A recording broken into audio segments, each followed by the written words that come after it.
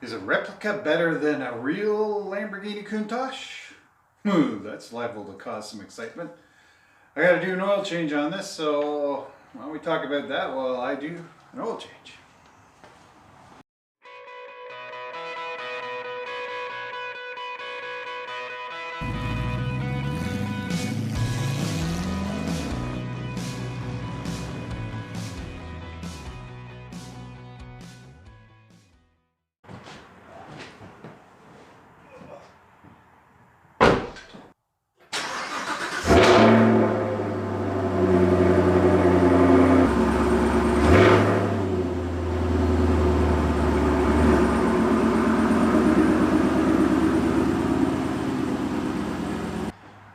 Well, I tell you, that thing is a lot more fun than the other. Come here, girl. Sounds really good too. All right, first things first, we got to get her down and fire her up and run it for a bit and let it warm up so I get all the oil moving around in there, and then that way I can do the oil change. So, all right, I know the light's not great and everything else, but I got to run it, and the doors are got to be open.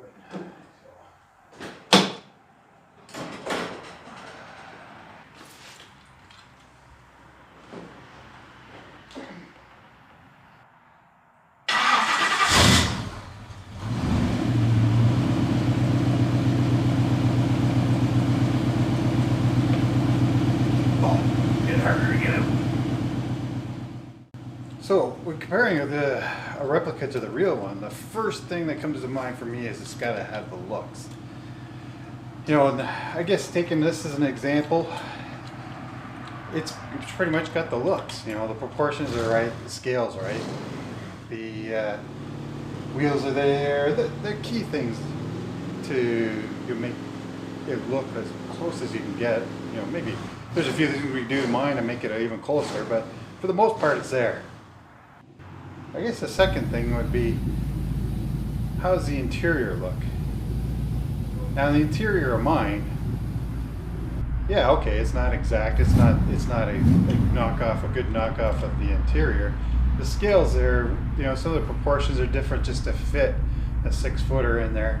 You know, I'm 6 feet tall, so some things are a little changed a little because of that, and the orientation of the stereo and things like that get knocked around because of that. But so there's things that could be improved on the interior of mine to make it closer to the original, but I don't know if that's something that's a real deal breaker. At least it's not for me.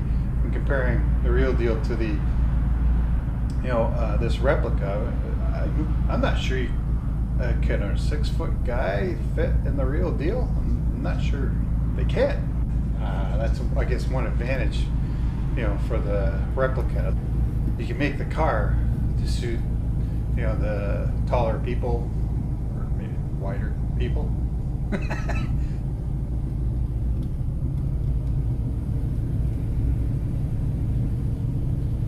There you go. It gives you kind of a bit of a view of the interior. And yeah, there's some of the things in my interior that are certainly not authentic.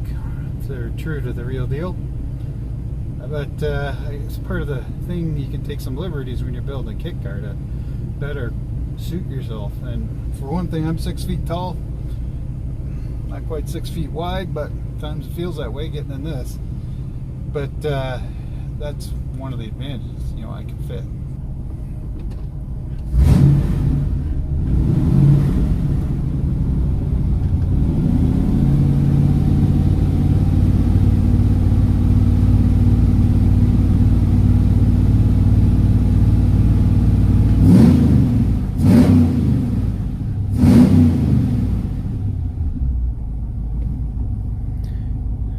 That's good and warm.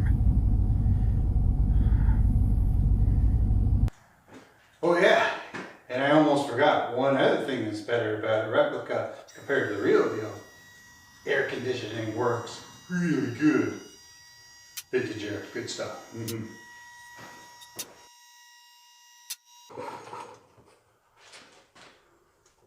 Not sure you can see me or hear me here, but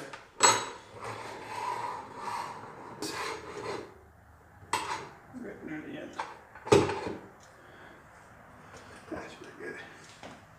you know, when it comes to drivetrain and maintenance and things like that, you know, it's a 350 Chevy LT193 vet. Get parts, drivetrain, GM stuff for the most part.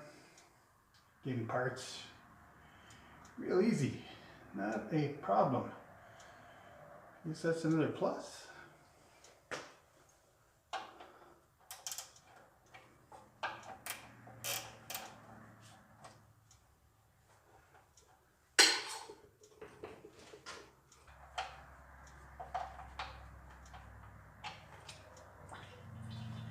Warm.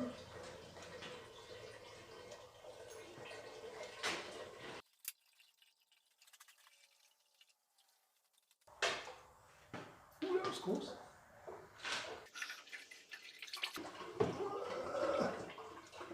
Dancing with the edge here. Plug was nice and clean. Nothing on it. It's nice.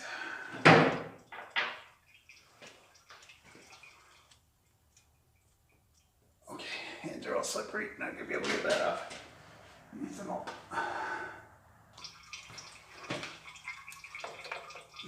Plus, I'll keep making biting in my hand. Owns a muffler.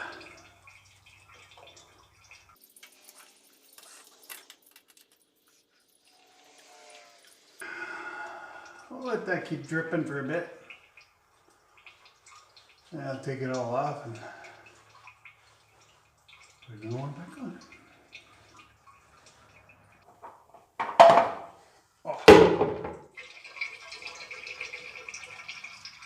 Just dump half of it in there.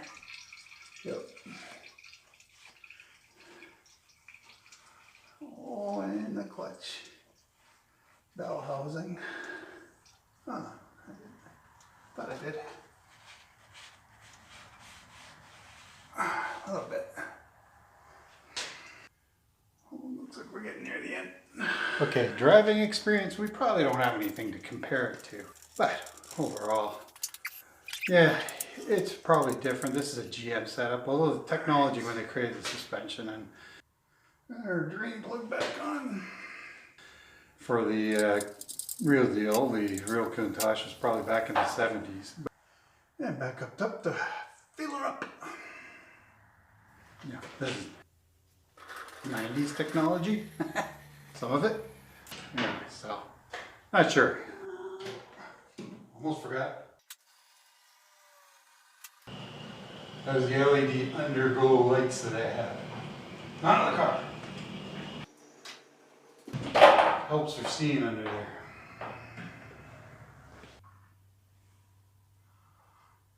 Oh, good.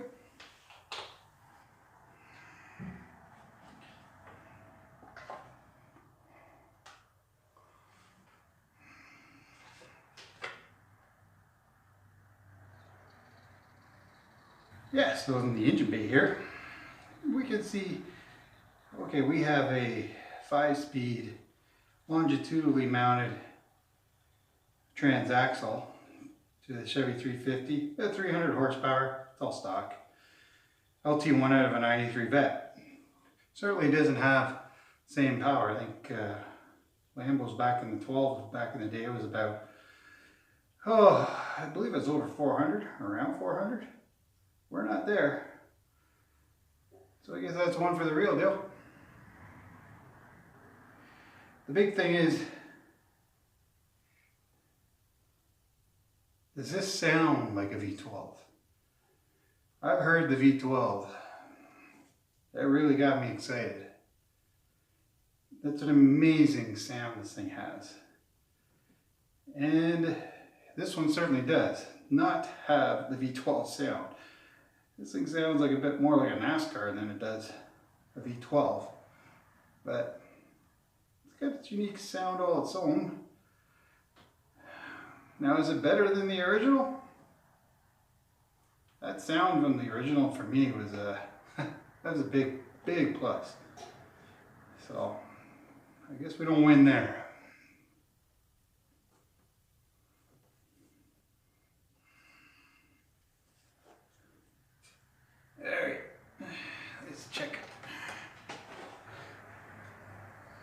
Alright, let's see what we got here.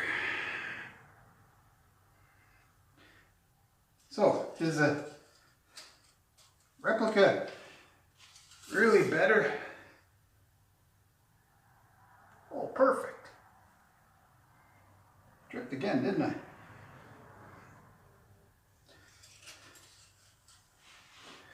I? It's not. Let's be honest. We all want the real deal. We can't either afford it or mostly can't afford it. You know, I think if you had the real one waiting for parts and not be able to drive it or whatever, it could be painful. But hey, I said it before, I enjoy just sitting in the garage looking at this thing as much as I do driving it and working on it. So hey, if I had to wait for parts and I had the real deal, it wouldn't be that painful, I don't think, to me. So in conclusion, nah, you can't beat the real deal. That sound is fantastic. And yeah, okay, I could put a V12 in here and maybe get it that way, but that's a lot of work. And when I first bought the car, that was the plan. Now that I have the car, it's not the plan. Oh, maybe one day I'll do it. I'm never say never, but for now, a real one is better than a replica. It's all done. Just gotta fire it up, make sure it levels out with the oil, and put her to bed. See ya.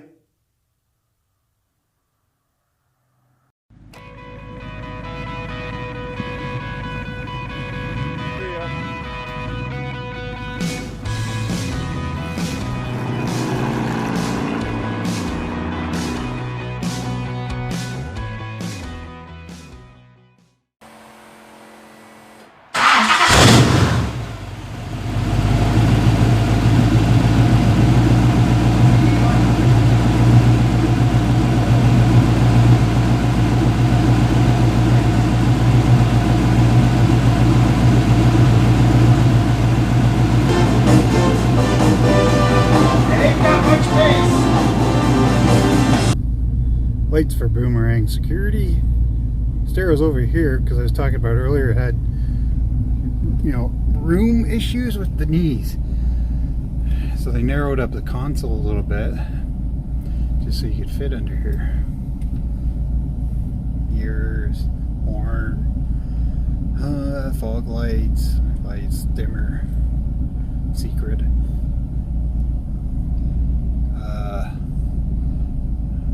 Interior lights, I believe. Yep. That's auxiliary for the fans. That's a switch for the doors. Open the doors.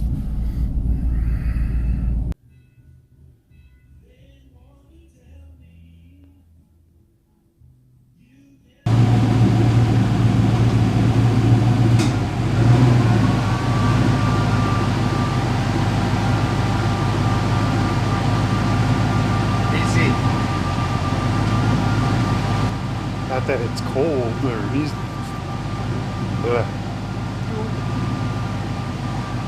Not that it's cold, but just keep it working.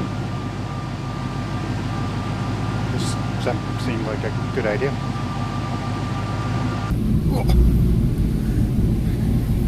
Oh, I gotta turn that off. Air conditioning's on. I have no idea if you can hear me. Actually, why don't we close the door? There we go. So, I'm gonna let this thing warm up a little bit. Oh, we got 11,700 on the odometer. I'll probably never remember that, so I'll make note of it.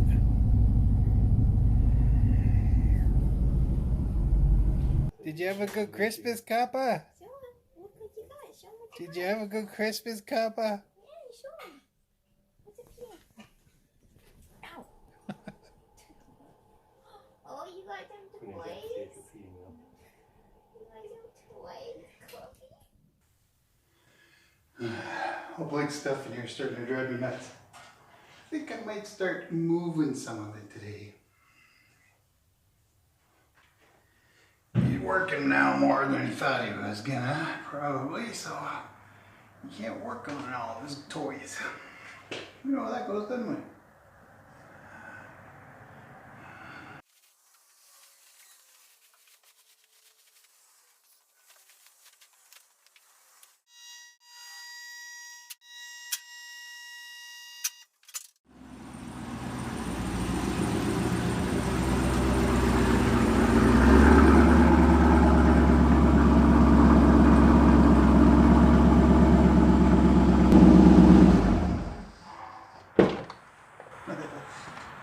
this one is playing Christmas tunes. You get in that one, it's playing Van Halen. It's kind of appropriate, isn't it?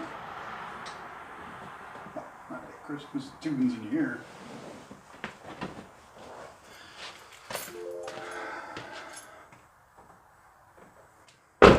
Lucky I came back right away. I might have gone around a block. It's fun, you know, in the winter with that thing. Okay, well, righty tighty, lefty loosey.